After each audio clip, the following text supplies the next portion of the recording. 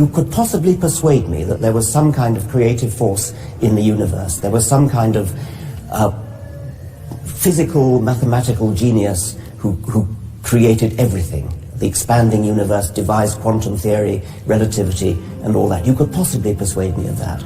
But that is radically and fundamentally incompatible with the sort of God who cares about sin. Surely you can see that a God who is grand enough to make the universe is not going to give a tuppenny cuss about what you're thinking about and your sins and things like that. Why would God care about sins? This is a very interesting question and has some serious underlying assumptions.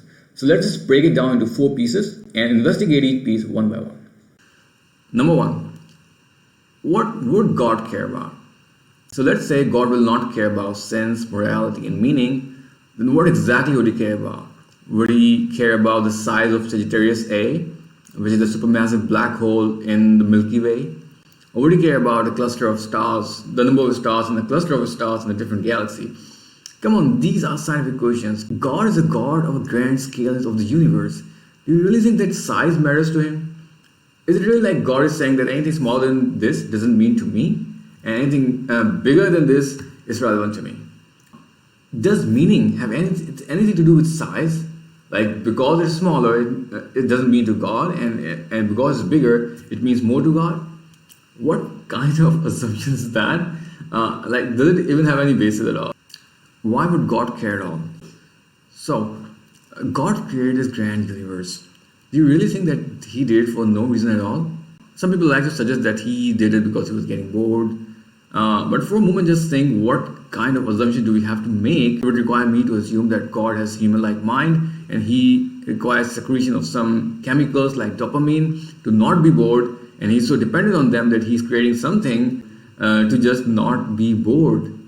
Like, how mentally mutilated do I have to be to accept these assumptions? Similarly, have you seen a 2-year-old that scribbles on a piece of paper and leaves that aside and goes to play with some other toys? This is the kind of behavior that people are wishfully thinking that God has. When adults do something, they do it with a purpose, and they do not abandon it. If they have a project, they do not abandon it unless they realize that the purpose cannot be fulfilled, or the direction was wrong, or they find something better, or they get too busy or too tired or too demotivated. Do you think that any of these vulnerabilities that a human adult is exposed to will ever touch God? Why would he create a project that he has to abandon and he gets bored with and he cannot control and he cannot monitor? Look at what kind of assumptions do we have to make to just presume these visual scenarios that people like to put forward.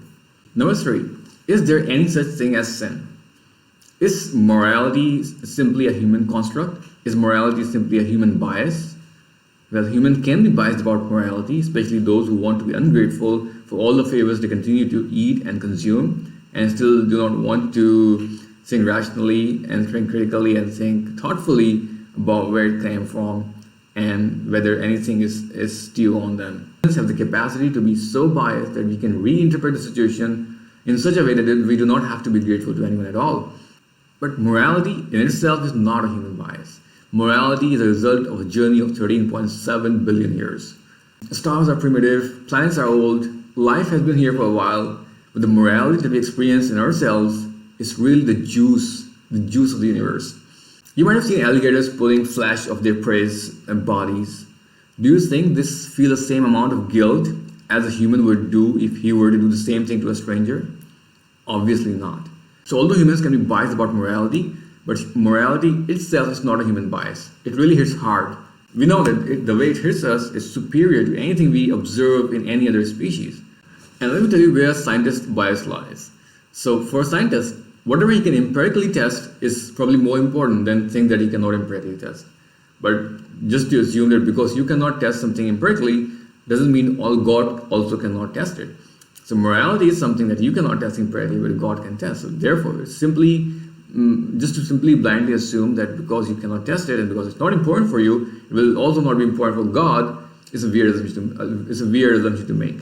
Just because it's simpler to understand the physical working of the universe does not mean that God would not be concerned about the deeper meanings that the universe has brought forward.